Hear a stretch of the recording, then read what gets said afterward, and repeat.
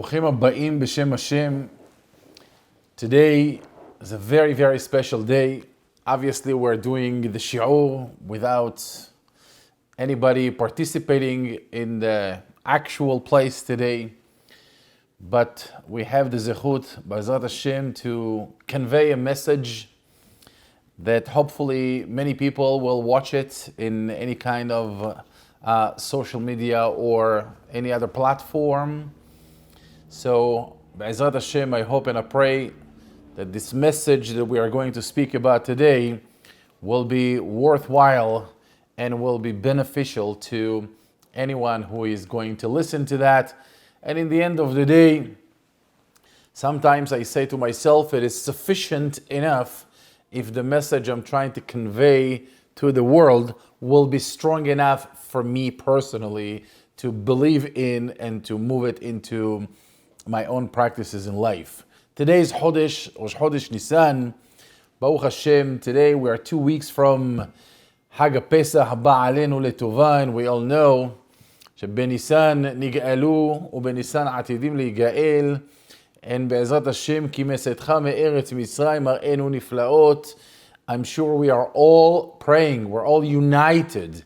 All means all the Jews and all the world, all humanity in the world are participating in the tefillah, in the prayer that the Kadosh Baruch Hu will bless the world to say enough is enough to this current situation we are in with this disease, with this coronavirus.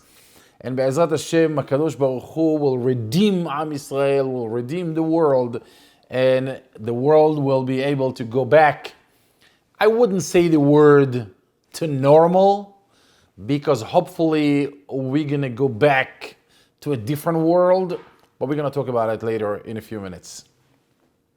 But in any case, I would like to wish everyone Rosh Chodesh Tov, Rosh Chodesh Livracha, Lechaim Tovim Uleshalom, and Be'ezrat Hashem, HaKadosh Baruch Hu Yomar Letzarot HaOlam Dai, and we're all going to be healthy, and anyone who is sick, Kadosh Baruch Hu will send them Refuah Shelema and a speedy recovery, and anyone who is healthy, as we say, HaKadosh Baruch Hu Yatmid Beriutam, Be'ezrat Hashem, we should hear only besorot tovot, yeshuot ve'nehamot, amen.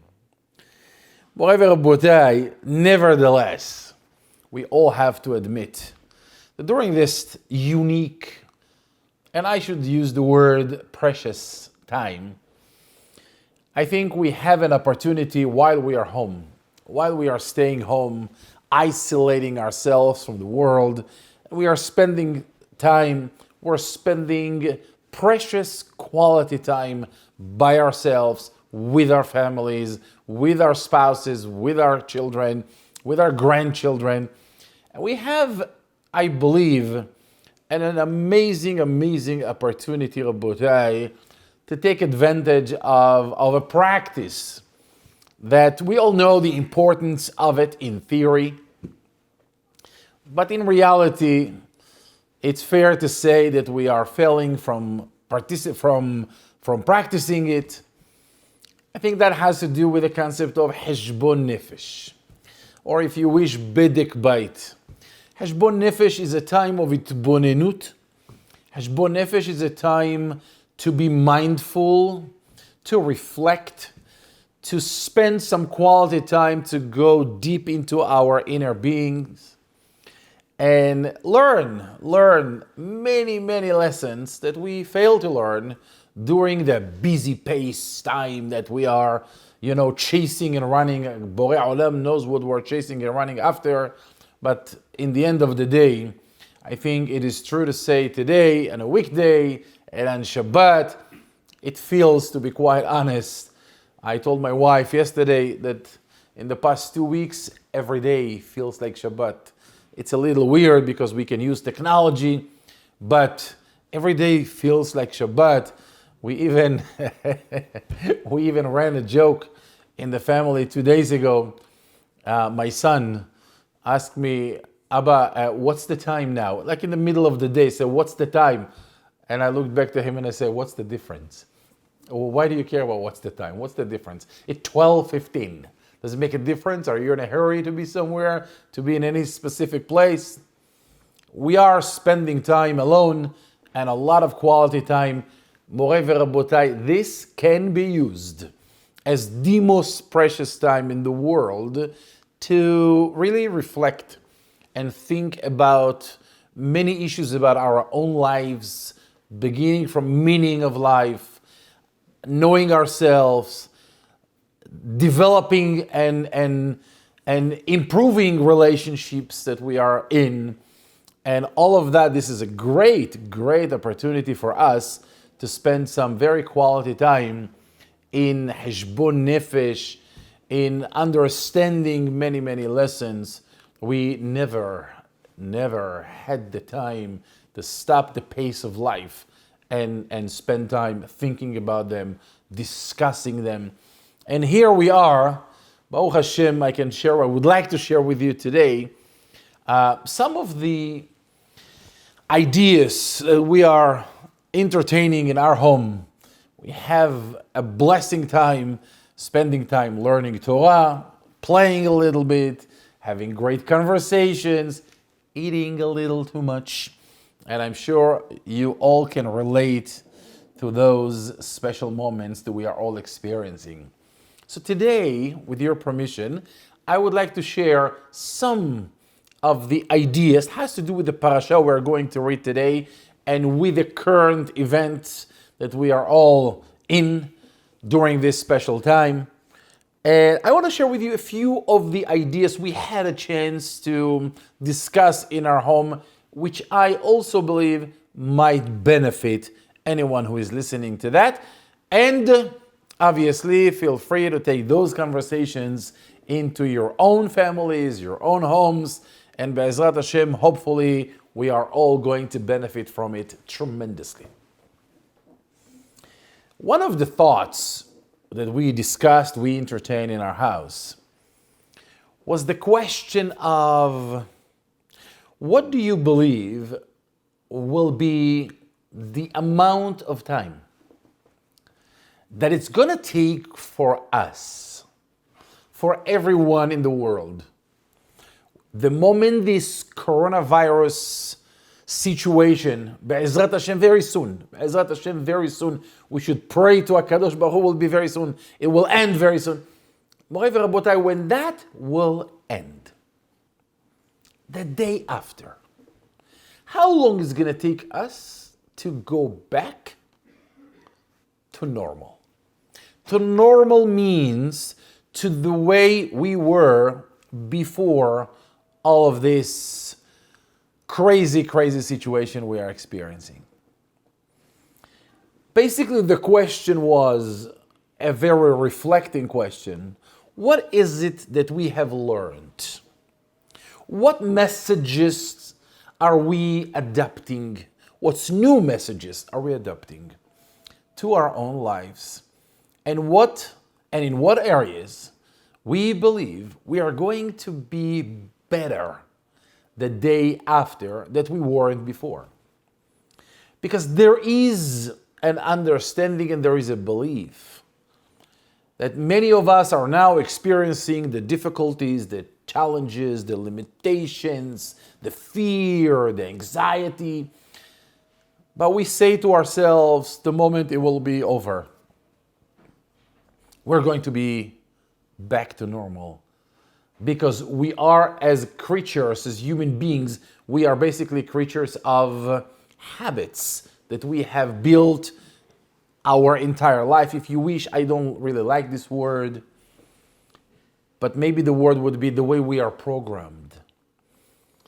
So we have a little challenging time, but the moment this time will pass by and will disappear, will evaporate, we are going to go back to who we were before, or maybe there are true messages that we have learned from this period of time about our lives, about our relationships, about our qualities, and about our meaning of life, etc.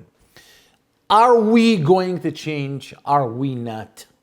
That's basically the question. And I will go back to this in a few minutes, the moment we're going to touch the Parashat Vayikra that we are about to read this Shabbat, Be'ezrat Hashem. The second thing that we had a conversation about is the power of, we call it in Hebrew, bidud. Bidud is a word from the Torah. In the concept of Metzorah, the Torah said, Badad yeshev michutz lamachane moshevo. Basically means that badad or bidud, if you wish, it is an act of isolation when we are isolating ourselves from society, from the world, from routine, from work places, and we are staying home. And we are alone, which is to some people one of the craziest and scariest moment of state of being alone. Being alone. Is being alone is being disconnected. Is that Haz v'Shalom a curse? Is that a terrible, terrible time that we have when I'm alone?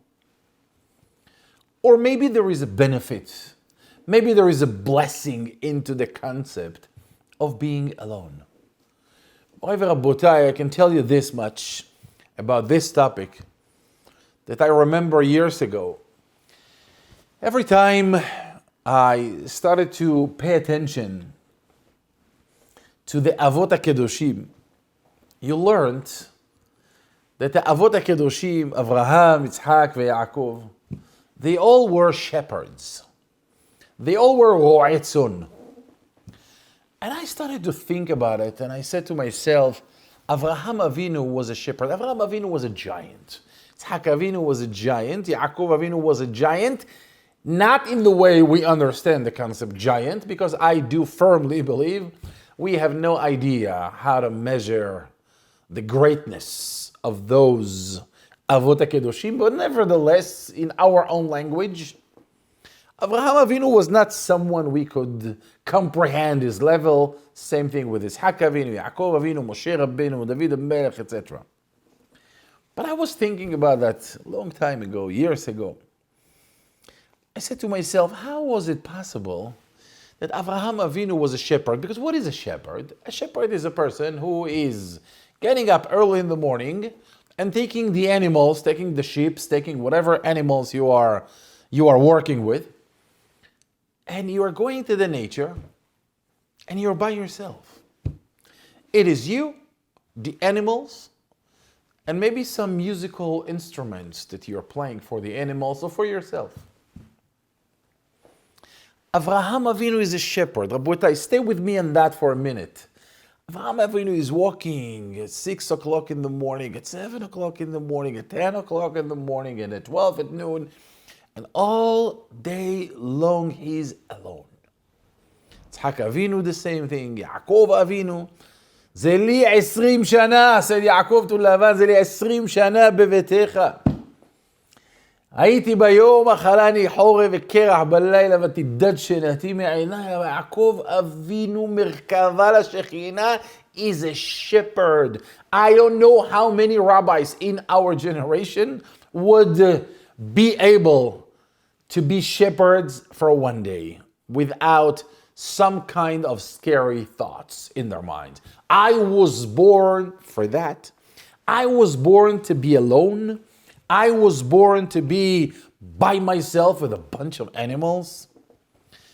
And it's true with Moshe Rabbeinu, and it's true with David Melech, and it's true with many other giants, leaders of Am Yisrael. Rabotai, I just want to throw this idea, just for the moment, that it could very be true to say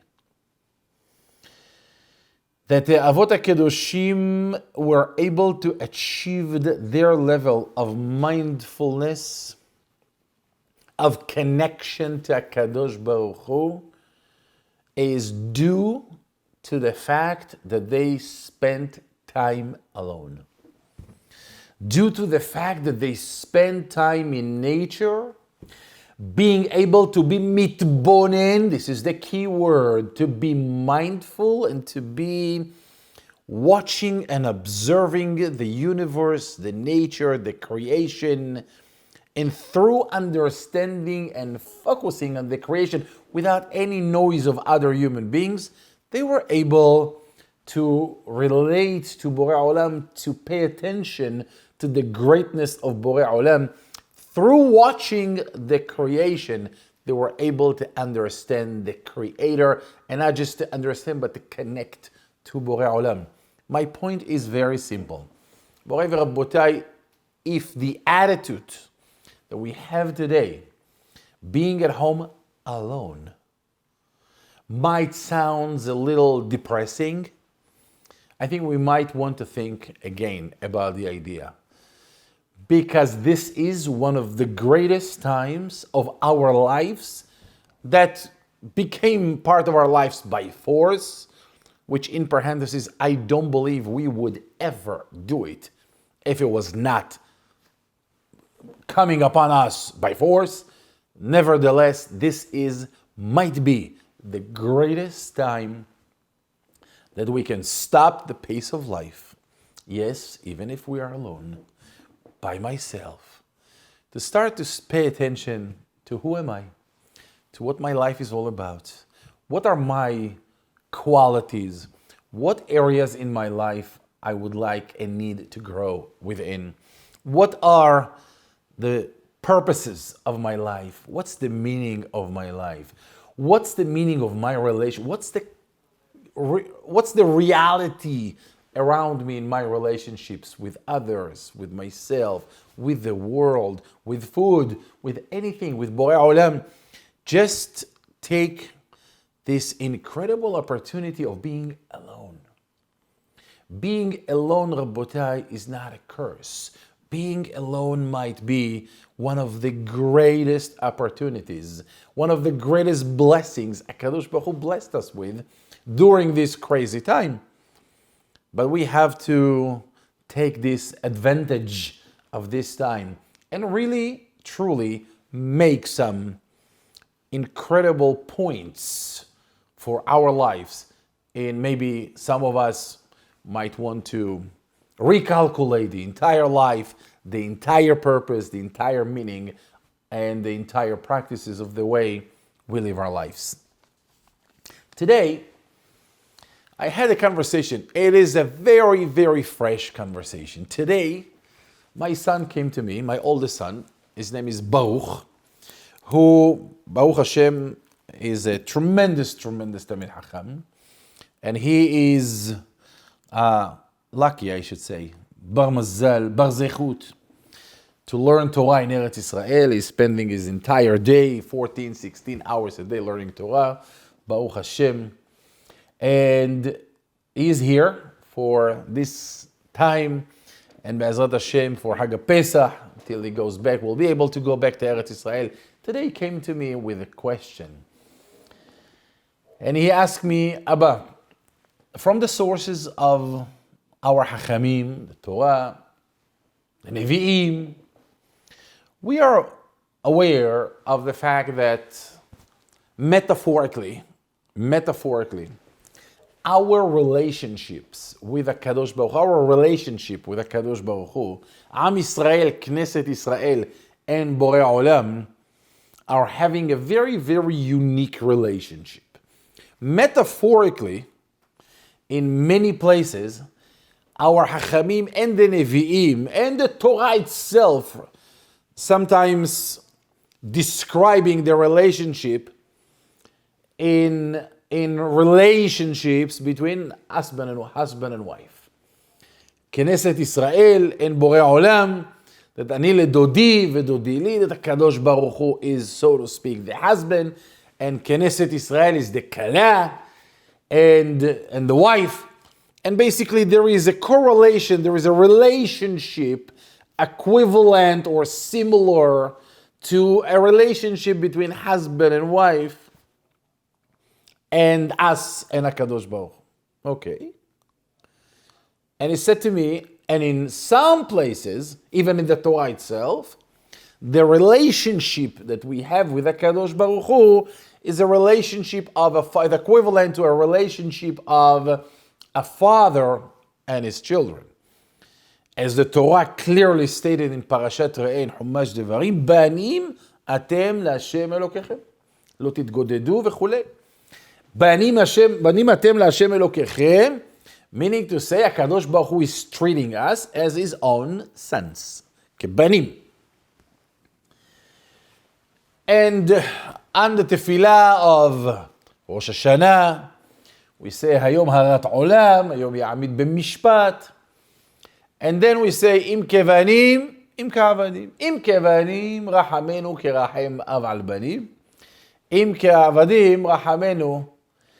And we are asking HaKadosh Baruch Hu to have mercy on us as a father that has mercy on his own children.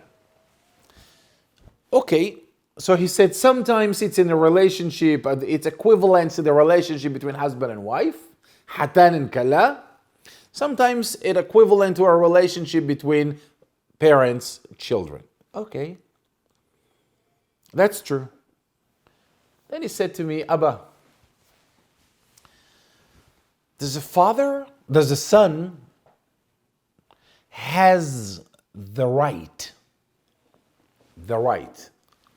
to go to his father and place a complaint to say, Abba, why you are punishing me so much? Can a son complain to a father that the son is in pain from the father and say, Abba, enough? Not as I am in pain, but as a complaint. Stop. Can a wife goes to her husband if has v'shalom, the husband is giving a hard time to his wife? Does the wife had the right or has the right to come to her husband and say, stop, you're torturing me? Can she? The answer is obviously yes, of course.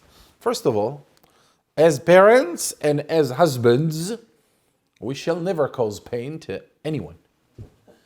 To begin with, there is no question about that. This is not our role, this is not our mission, this is not our practices, has v'shalom whatsoever. But even if there is, can the son or the wife can say, hey, why are you doing this? Stop it. I said to him, of course. He said, in that case, when I see what's going on in the world today, when the entire world is back to homes, when the entire world is shut down, when we know that thousands upon thousands of people are getting this coronavirus disease, and this disease is killing people by thousands a day. He said, do we have the right to go to Borei Olam and not just place a request, but complain? Can we complain to Borei Olam of the kind of pain the world is experiencing today? Or we have to take it and to accept it and forget about the fact that we are playing a role of children or wives to Borei Olam? So I said to him the following thing, and I believe it has an enormous epiphany of understanding our relationship with HaKadosh Baruch Hu. I said to him like this, and I'm happy to share it with you because this is very important. The time we're in right now, as I said before, is the greatest time, the greatest opportunity for us to basically reflect and recalculate and rethink our lives. Obviously, the most powerful question, the most fundamental question that every single one of us has to ask, has to be bothered with, has to be focusing on, is the question of the purpose of life, the mission of life. What in the world are we living for? What is it? When I get up in the morning and I see the world and I see that I'm breathing and I see that I'm living, that I'm seeing that I'm alive, What is the ultimate question, the most fundamental question every single human being has to ask him or herself? What in the world is the meaning or is the mission of my life? I know most of us don't even bother to ask, but if we are in this period of time, and we are in the greatest opportunity of time, I think it wouldn't be a bad idea to stop and think about this.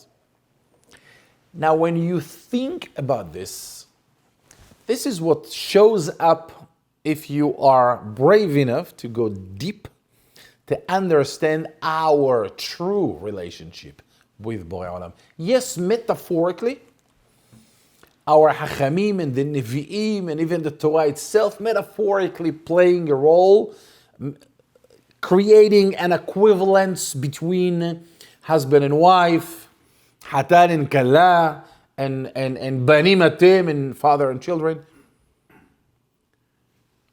But let me tell you what I believe is the ultimate, the most fundamental understanding of our relationship with Borei Olam. Our relationship with Borei Olam has to be clearly understood that this is not about relationship. The relationship we have with Borei Olam has nothing to do with the term relationship. Our relationship with Borei Olam, with the Kadosh Baruch Hu, has to do with the deep understanding that us and Borei Olam are not two separate entities. כי בצלם אלוקים עשה את האדם, בצלם אלוקים עשה את האדם, ויפח באפיו נשמת חיים, means that the Kadosh Baruch Hu created human beings בדמותו, בצלמו, בצלם דמות תבניתו, meaning to say Israel, Torah, and Kudsha Brichu, Hadhu. Hadhu means we are one unit. Anytime we're trying to separate ourselves from a Kadosh Baruch Hu and say, you are there, I am here, let's have a conversation about our relationship, we're missing the point. We're missing our essence of fundamental understanding who we truly are. In our imaginations, there is Borei Olam and us. In reality, Borei Olam and us is the same thing. When HaKadosh Baruch Hu is looking down to any single one of us, to every single one of us, and HaKadosh Baruch Hu needs to give us a title, a name, HaKadosh Baruch Hu is looking at us and say, do you know who you are? You are nothing but a mini-me. A mini-me means that every single human being has a neshama tehora.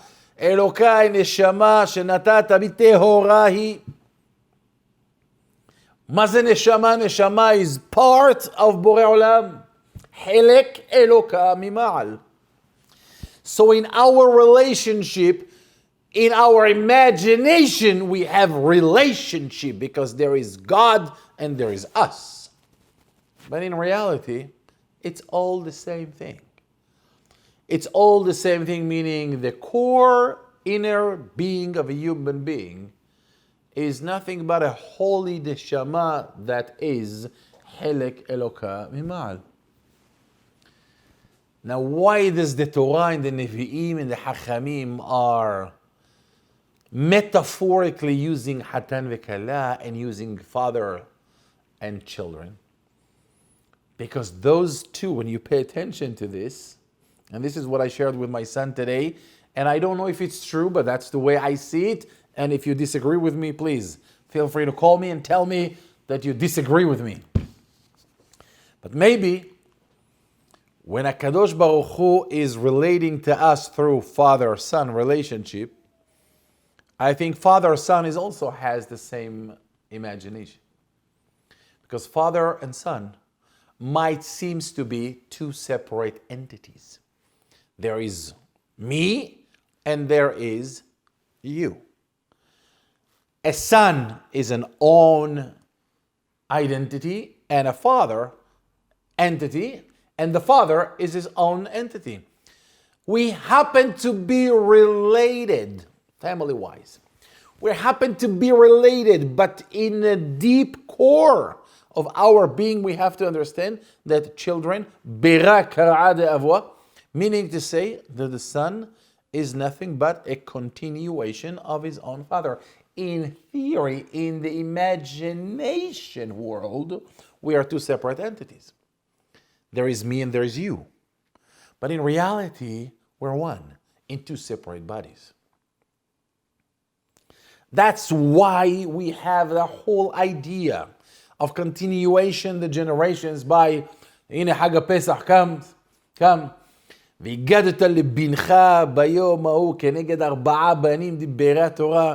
We have an obligation to share, to give, to move forward the torch of the emunah, of the Torah to the next generation, because we are all one golden chain, one continuation as one unit. Now, father-son might be a little easier for us to understand, because after all, the son came from us and we have some blood connection, and you can say, you know what, as for some of us, we don't like to know that, but people can understand that my son is a continuation of me. Because he's me, he came from us. That's a little easier to comprehend and to accept. But a wife? חתן וכלה, עם ישראל את בורא עולם. חתן וכלה are two separate people that has nothing to do with each other. That one of them is come from that place and the other one came from another place. This is a man, this is a woman, two separate families, two separate worlds, two separate upbringings. It is true in the illusionary La La Land. It's not true in reality. In reality, Rabbotai, as the Zohar Kadosh mentioned, the Gemara mentioned, and many of the Midrashim, we think in our imagination that the relationship between husband and wife, it's a relationship. There is a husband, there is a wife, two separate entities that made a decision, a choice to live together, and now they're one unit. No, Rabbotai, a husband and wife, I hope you all gonna like it, but a husband and wife were one neshama, according to Sefarim HaKadoshim, in the Kabbalah, and many other places. Basically, a husband and wife are two people that had one neshama that got split to two pieces. And when they got married, they reconnect, they reunite their own one complete soul, one complete neshama. 40 יום קודם יצירת הוולד, יוצאת בת קול מן השערה ואומרת בת פלוני לפלוני. Basically what we know is that a husband and wife is one neshama that was split into two pieces, and now when we get married, we reunite. So when we speak about the metaphors of husband and wife between us and Borei Olam, and when we are speaking about the metaphors of a husband and wife, we have to understand that they're both representing one simple concept.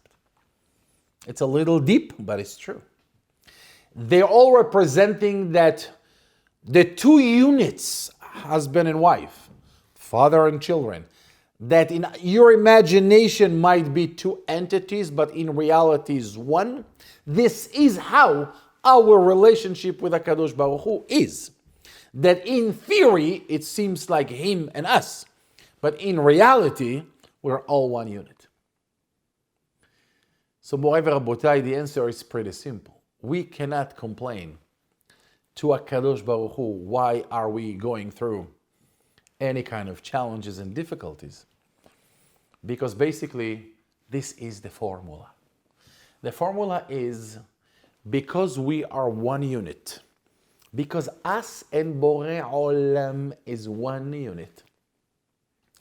Anytime we're trying to pull out from HaKadosh Baruch Hu, anytime we say to Borei Olam, yes, I know that there is Torah, yes, I know that there is Shabbat, yes, I know that there are mitzvot, many, many mitzvot, I'm well aware of that, of what you want me to do, but Ribono Shel Olam, I am not you. So I am going to separate myself from you. Who are we separate ourselves from? From ourselves. This is where trouble's trying to show up to the world. And all HaKadosh Baruch Hu wants is one thing. If we are in the mind, not that it's even possible to say in the mind of, but if we have to guess what is it that the HaKadosh Baruch Hu wants from us, it's pretty simple. Forget about punishments, forget about difficulties, hard times. All HaKadosh Baruch Hu wants is a hug back. HaKadosh Baruch Hu wants us back. HaKadosh Baruch Hu wants us to be next to Him, with Him, connected to Him, united to Him. All HaKadosh Baruch Hu wants is for us to come back home. That's all it takes. That's all He wants. He wants us back home. He wants us to be united. And anytime one unit is trying to separate and to feel I am different than you, trouble shows up. Think about it in a relationship. Think about it in marriage. Think about it in relationship in parenting between us and our kids. At what point in marriage you would feel challenges and difficulties? The moment we think, feel, and act as separate entities. The moment there is my husband and there is my wife, there is the wife. The moment you are not me, me is not you, this is where we're trying to separate. You're trying to separate one neshama, you get in trouble. You're trying to separate two neshamot between you and your kids, you're creating troubles.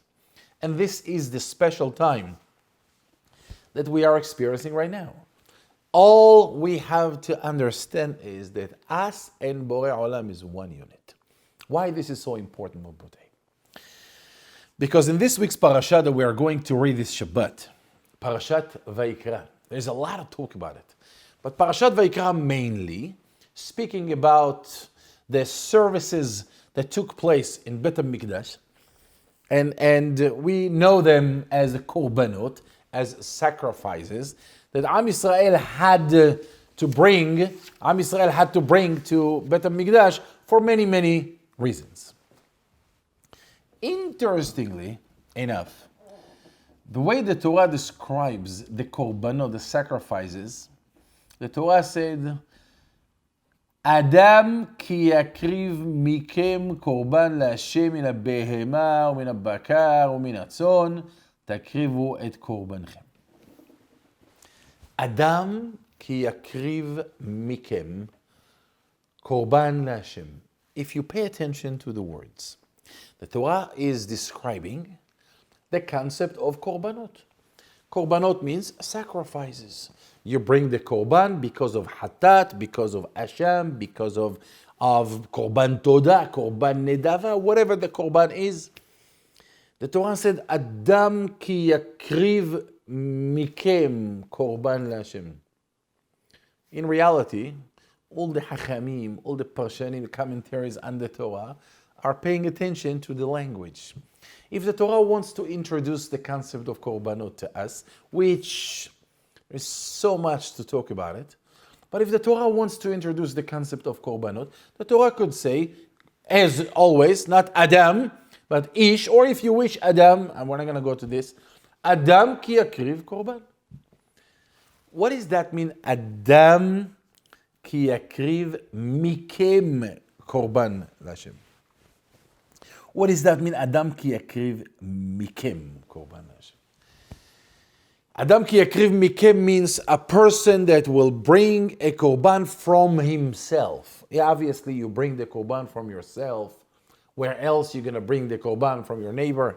Adam ki yakriv mikem, obviously, you're bringing the korban, the pshat, the real pshat. Adam ki yakriv mikem means Adam that should not bring from a gezel, should not bring a sacrifice from a gezel. Rashi HaKadosh on the spot. But nevertheless, what does that mean? Adam ki yakriv mikem. Hachamim speaks a lot about it. Adam ki yakriv mikem korban, Rabotai, we have to understand the concept of korban. The concept of a sacrifice. The concept of a sacrifice means the moment that a person has a challenge and has a difficulty and he is sacrificing something for HaKadosh Baruch Hu. Moreover, Rabotai, if we think for a moment that HaKadosh Baruch Hu needs us to bring those animals as a korbanot, because someone is enjoying seeing those animals being slaughtered, does not have an understanding. This person does not have a clue of understanding what's the deep meaning of the korban. The deep meaning of the korban, the deep meaning of the sacrifice has to do with the fact that a person can bring something which is very, very, very difficult for him to sacrifice. A person has a desire, a person has a ta'ava, a person has an aspiration, a personal, physical, joyful aspiration or pleasure that a person wants to get for himself, and he needs to sacrifice it. He needs to overcome that challenge. That's the korban. A korban is a person who is in any kind of an airport. I don't know, in a Hong Kong airport. And he's there alone after a 15 hours flight. And he's there. He's hungry. He goes through the airport in the time that people used to fly. I don't know if you remember those times. There were times people used to fly.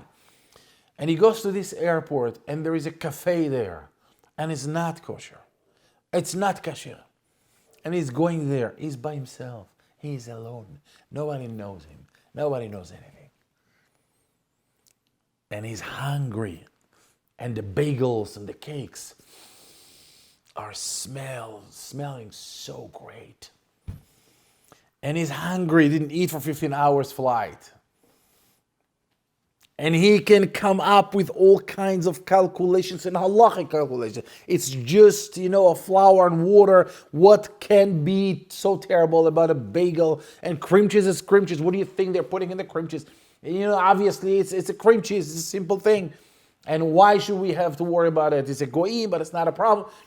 The person can go through all kinds of calculations, and he's standing up in front of those great smells of bagels, and he says to himself, no, that's a korban. That's a korban. A korban adam ki yakriv mikem korban. You bring the korban from whatever desire you have. That's the korban. The best korban that a person brings to HaKadosh Baruch Hu is the korban that a person brings his own self to HaKadosh Baruch Hu. When a person feels that Shemirat Shabbat is a challenge for him, when a person feels that speaking Lashon Hara is a challenge for him, is having a hard time not to speak, is having a hard time to keep Shabbat, is having a hard time to keep Kashrut, it's difficult. Adam ki yakriv mikem. The moment you create a change within yourself, that's a korban. That is a sacrifice. The Torah doesn't care too much about the surface level of the sacrifices. Yes, obviously there are korbanot and meaning to them. I'm not going into this. But the first thing that the Torah is teaching us, Adam ki yakriv mikem. Mikem means you are the sacrifice. You are the one that in order to create a change, you have to sacrifice things from your own self. Moreover, Rabotai, I will conclude with the following message. I asked before the very beginning today, what do we believe will be the amount of time after this crazy time we are experiencing right now that it's going to take people to change? It's going to take people to go back to normal. Moreover, Rabotai, I want to say it as simple and as clear as I can ever be. There is no doubt that during this time we need to pray more. There's no time, and we need to read more Tehillim. There is no time, there is no question that we need to increase Avodat Hashem. There is no question we have to increase Tefillot and Pitum Ketoret, all 1,000% true. But, Moray Verabotai, I will say it from the bottom of my heart. We need to understand that in order to create a change, in order to create a different human being that we were before this disaster, we need to accept upon ourselves different practices. Different practices bin Adam lahaviro, and different practices bin Adam lamakum. If we continue to be the same people we were as we entered to this disaster, Moray Verabotai, we have learned nothing, and it will take no time for us to go back to the same place, to go back to normal. If we want to adopt the lessons of this crazy period of time, Moray Verabotai, we need to understand that theories, ideas, desires, aspirations, accepting suggestions has zero value unless we move life into new practices. New practices of kindness, new practices of keeping ourselves from judgmental skills that we all seek about. If we have to stop the mahloket between us, we need to actually do things that will stop the mahloket.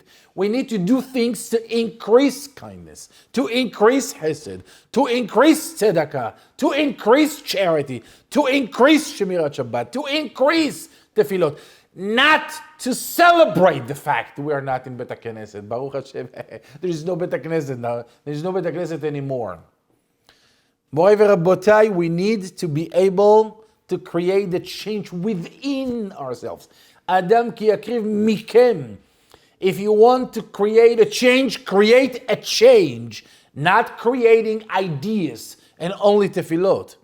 Because if we only pray, if we believe that by reading a few perakim of Tehillim, we are going to change, well, we need to think again.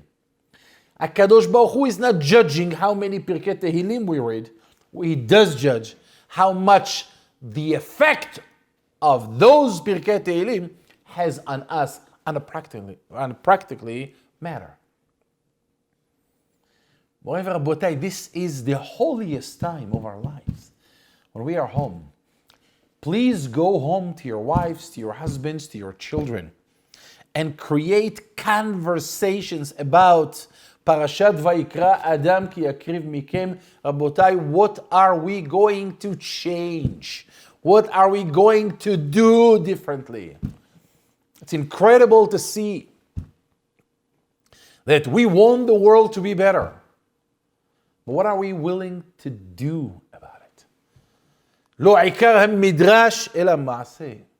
To talk about change, to discuss ideas, to be inspired by all kinds of messages people giving you on social media. All those beautiful words are great, but they have no shelf life. The way you can create a permanent and everlasting change is by creating an actual changes. I can tell you, in our home, we are speaking about it and we are working on it. For a simple example, from the moment Shabbat begins, from the moment we light the candles until the Havdalah, there is no one word in our house. We made a Kabbalah.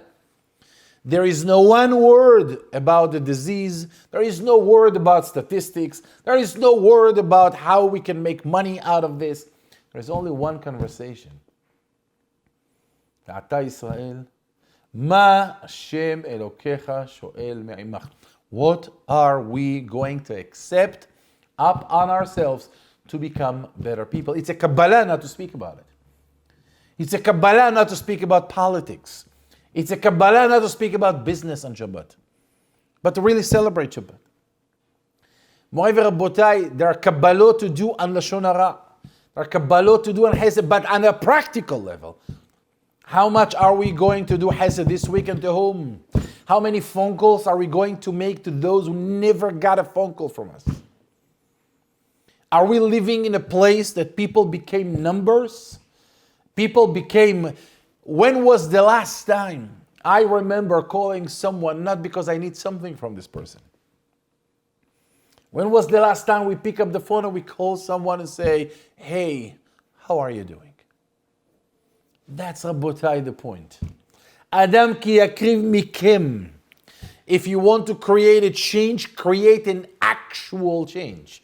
When we create a change of practices, when we create an understanding that us and Borei Olam is one unit, us and our wives, us and our children is all one unit, and we shall never try to create any kind of disconnection or distance from one another, we will never need any kind of social distance. The social distance we have today is nothing but a reflection of the social distance we already had.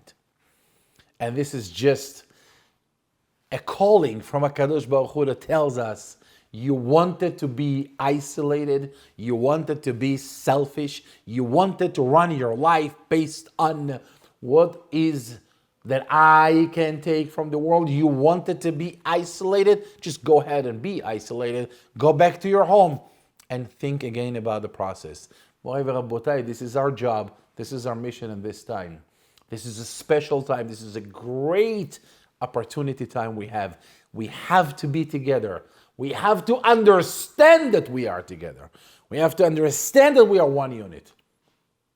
Us and our children, us and our parents, us and our spouses, us and HaKadosh Baruch Hu, it's all one unit.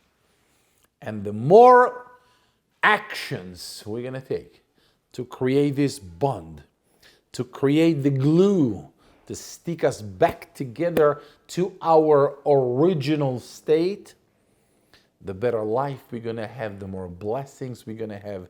And Be'ezrat Hashem, as I said at the very beginning, may this Chodesh Nisan will be the Chodesh of Rahamim, will be the Chodesh of Nisim v'Niflaot, and the whole world will be able to, Be'ezrat Hashem, to celebrate health, wealth, beracha ve'atzlacha, berama, in the level of beracha ad belidai. Amen. Shabbat Shalom.